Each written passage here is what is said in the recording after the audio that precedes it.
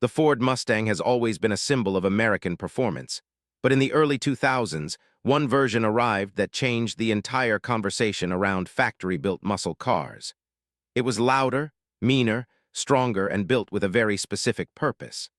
The 2003 to 2004 Ford Mustang SVT Cobra, better known around the world as the Terminator, was not just another special edition Mustang. It was Ford's answer to criticism, its statement of engineering pride, and for many enthusiasts, one of the greatest performance cars the company has ever produced. What made the Terminator so important was the timing. In the late 1990s and early 2000s, the performance world was heating up fast. Chevrolet had the Camaro SS and the Corvette, while Dodge was preparing for its modern muscle resurgence. Ford's Special Vehicle Team, or SVT, had already built a name for itself with high-performance Fords, but the 1999 SVT Cobra had become a major embarrassment for the company. That car was advertised with horsepower figures it failed to deliver in real-world testing. The backlash was immediate, and Ford faced a serious credibility problem among the very enthusiasts it needed to impress. That is where John Coletti entered the story in a defining way. Coletti, then head of SVT and one of the most respected performance engineers in Ford history, took the criticism personally. He was determined not just to fix the Cobra name, but to create something so powerful and so overbuilt that nobody would ever doubt SVT again. His mission was clear: build a Mustang that could dominate the street, shock rival automakers, and restore the faith of hardcore enthusiasts. Internally, the project earned a name that would become legendary: Terminator. It was meant to terminate the competition. And Ford did not hold back. At the heart of the 2003 and 2004 Cobra was a hand-built 4.6-liter dual-overhead cam, 32-valve V8.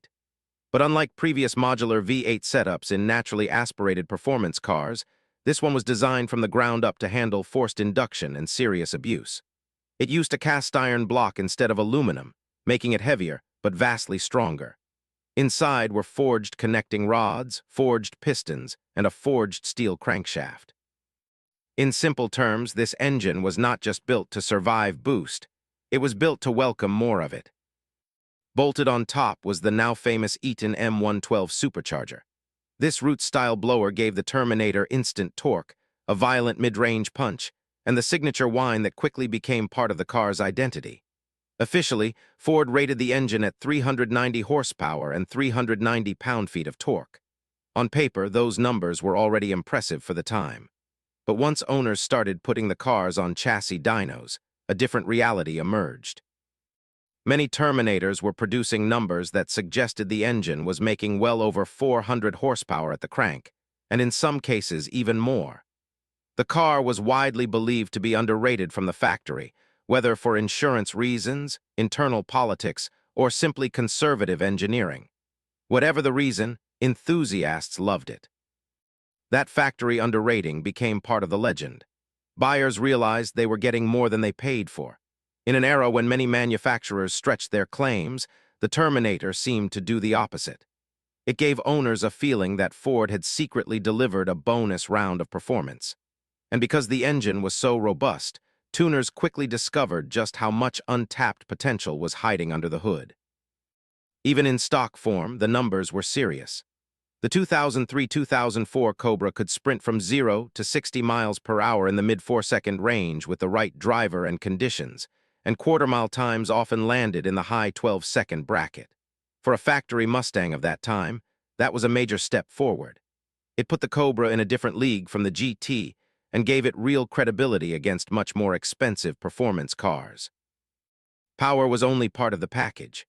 The Terminator also received an independent rear suspension, which was a notable departure from the solid rear axle setup found in most Mustangs of the era. Ford wanted the Cobra to feel more sophisticated and capable, not just fast in a straight line. The suspension gave the car better ride quality and improved composure on certain roads, even if drag racers often preferred the simpler and more durable solid axle. The car was designed to be more complete than the average muscle coupe. It had brute force, but it also had refinement in areas earlier Mustangs often lacked. The 6-speed manual transmission added to the experience. A Tremec T56 gearbox connected the driver directly to the supercharged V8 and made the Cobra feel special from the moment it fired up. There was no automatic option. This was a car made for drivers who wanted to be involved, who wanted to work for the performance, and who wanted to hear that supercharger scream as the revs climbed. It was a machine that rewarded confidence but demanded respect. Visually, the Terminator Cobra looked aggressive without becoming cartoonish.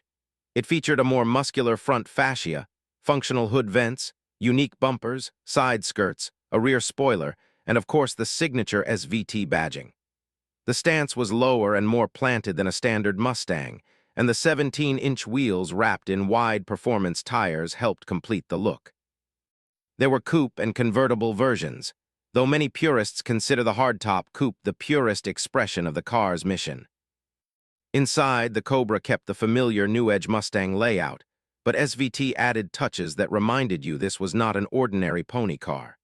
Special gauges, sports seats, unique trim, and SVT-specific details gave the cabin a more purposeful character.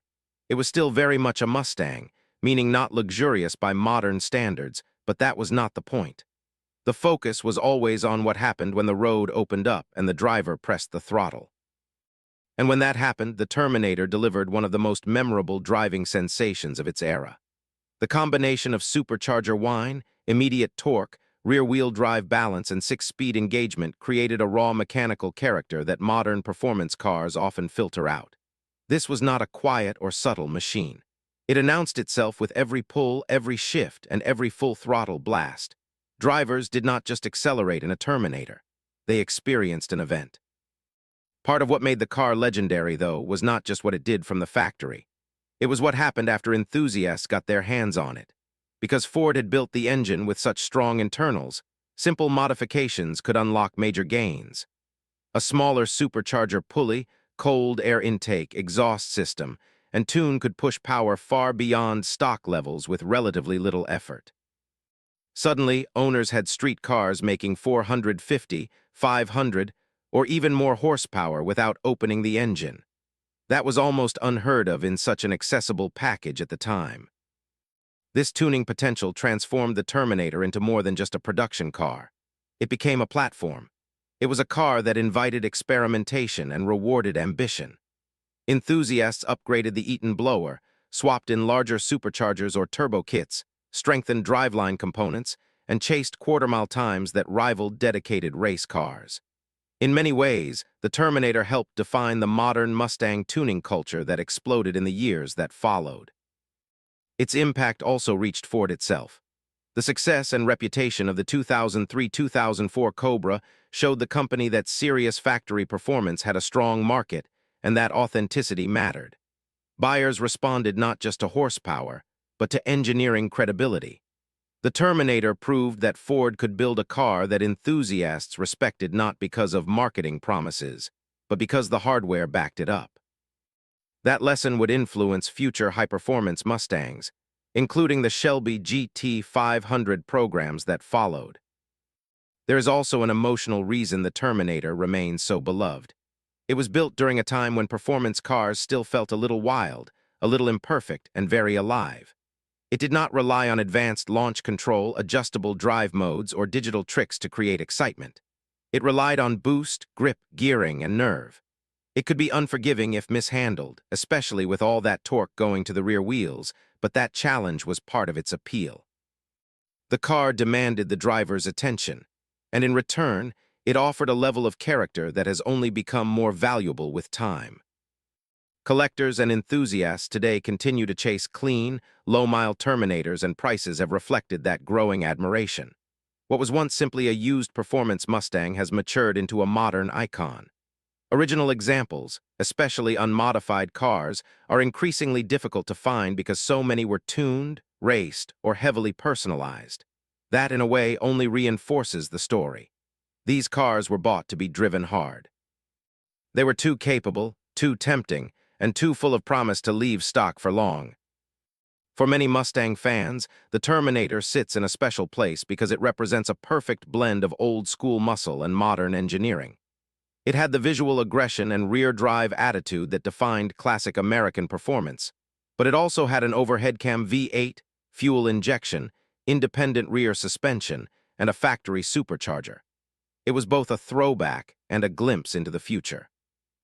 It respected Mustang heritage while rewriting expectations for what a factory Ford performance car could be. Perhaps the most remarkable part of the Terminator story is that it was born from failure. Without the disappointment of the 1999 Cobra controversy, there may never have been the same urgency, the same internal pressure, or the same determination to overdeliver. John Coletti and his team turned a low point into one of Ford's greatest redemption stories. Instead of building a safe replacement, they built a legend. They gave the Mustang world a car that silenced critics, energized tuners, and forced competitors to pay attention. And more than 2 decades later, that reputation has only grown stronger. The 2003-2004 Ford Mustang SVT Cobra is still talked about with the kind of respect usually reserved for far more exotic machines. It is remembered not just for its numbers, but for its honesty.